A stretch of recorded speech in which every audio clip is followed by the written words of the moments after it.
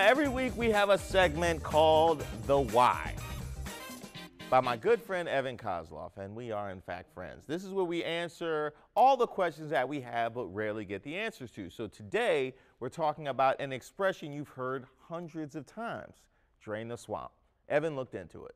It is time to drain the swamp. To drain the swamp. To drain the swamp. Drain the swamp. Other than Make America Great Again, this is probably President Trump's most famous slogan. But here's the thing. When you look around DC, things just don't look that swampy. So where did this catchy slogan come from in the first place? That's our why of the day. Why is DC called a swamp? Well, first off, let's start with the misconception here. Did you know Washington is built on a swamp? Yeah, sorry, Ben. Most historians will actually say that's just not true. But don't feel bad. You're definitely not the first politician to say this. You recognize her, right? That's Democrat Nancy Pelosi back in 2007. That you cannot advance the people's agenda unless you drain the swamp that is Washington, D.C. And the history of this slogan goes even farther back than that. In 2000, this guy, presidential candidate Pat Buchanan, was quoted as saying, "Neither Beltway party is going to drain the swamp. It's a protected wetland. They breed in it. They spawn in it."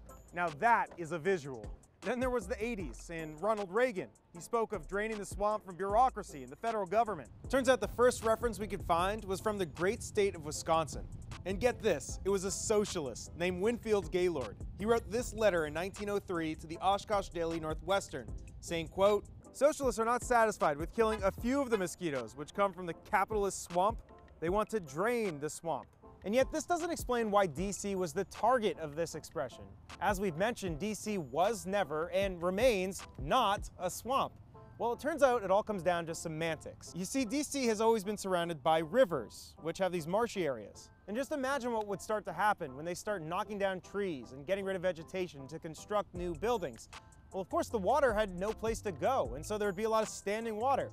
And people would see that standing water and then assume, well, we must be on a swamp. And while completely wrong, this stereotype has stuck for centuries.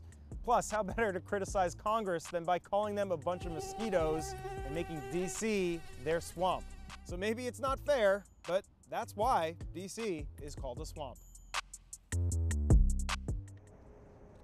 So literally everybody just picking on DC right now.